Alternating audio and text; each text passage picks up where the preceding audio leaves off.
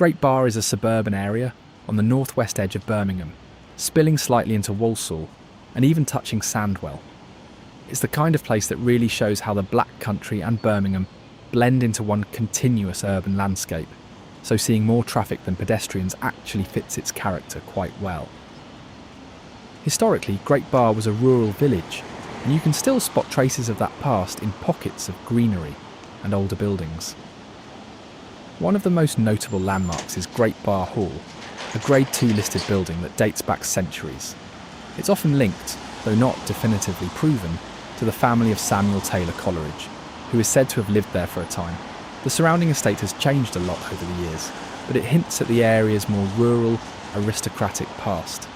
Another defining feature of Great Barr today is its road network. The huge Scott Arms junction is a major traffic hub connecting routes like the A34 and A4041. It's long been a key crossroads for people moving between Birmingham, Walsall and the wider Midlands.